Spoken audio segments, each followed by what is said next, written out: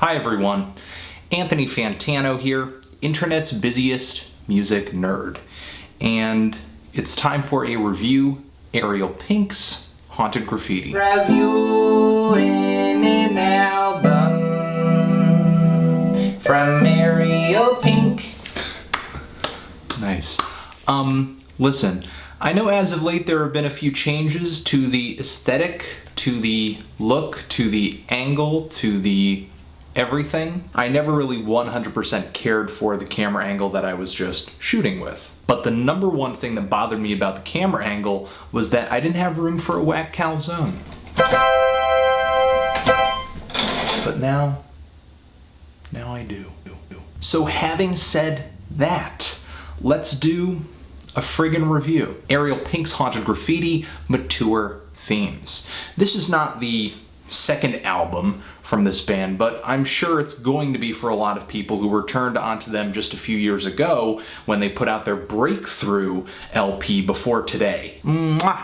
But if you are in fact unfamiliar with ARIEL PINK, he is a producer, multi-instrumentalist, and songwriter. Haunted Graffiti is his band, though he has released quite a bit of music solo and in other projects as well. And to me, ARIEL PINK's last album was really kind of his coming out party, more than it was an overall overhaul of his sound and style. Especially considering a lot of songs off of that LP were either just reworks or revamps of tracks that Haunted Graffiti had already made. And ARIEL, who was just notorious for working with a very lo-fi sound, had a pretty pristine recording this time around. It still embraced kind of a very vintage aesthetic, but it was definitely by no means lo-fi. They were still referencing just about any genre of popular music that they liked, from synth pop to new wave to psych pop, disco as well. And they performed all of these genres with full awareness of the potential corniness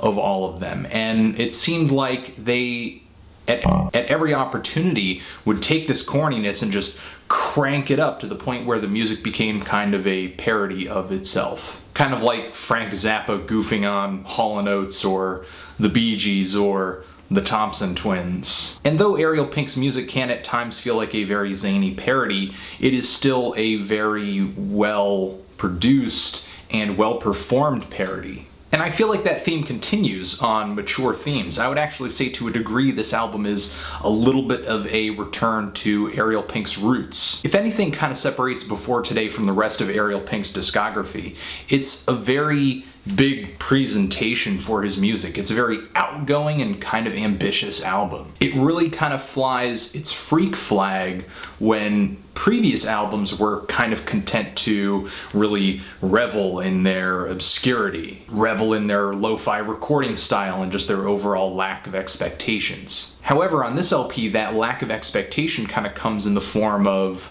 some really understated and unadventurous songs for ARIEL. Haunted Graffiti is a lot less willing on these songs to be kind of experimental and destructive and out there sonically. A great majority of the songs on here don't really want to get dirty, and on the other hand, they also don't want to rock and put a lot of energy out there. They don't want to be exciting either. There are still a lot of kooky vocals, Time Warp, and KINSKI Assassin, really making use of his range, and of course there are some weird falsetto vocals in the background of a lot of these tracks too. And there are tracks on here that just have notably weird lyrics like Schnitzel Boogie, which kind of goes into detail about eating some schnitzel, and the song Symphony of the NYMPH too, which is pretty hilarious. But for me, it just doesn't go far enough to be all that memorable, not as memorable as Before Today or his lo-fi work.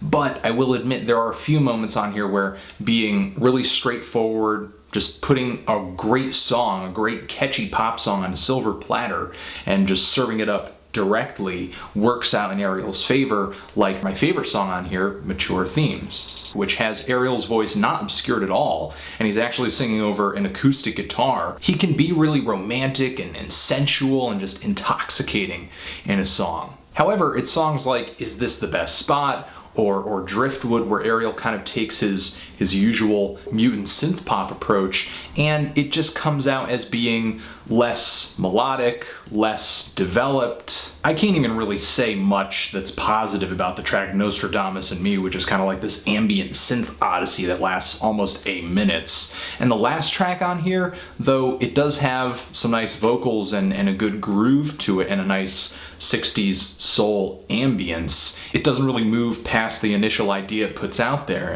And on Before Today, what I admired so much about how Ariel put songs together on that album is that they were tracks that just felt like multi-phase. Here, not so much, even on the songs that I like. Though it feels like I have a lot of complaints with this LP, I did like it, and a handful of my favorite Ariel Pink songs and or moments did make it onto this thing, and I do have to give it to it for that. Kind of feeling a decent to strong 6 on this LP. What did you guys think of it? Did you love it?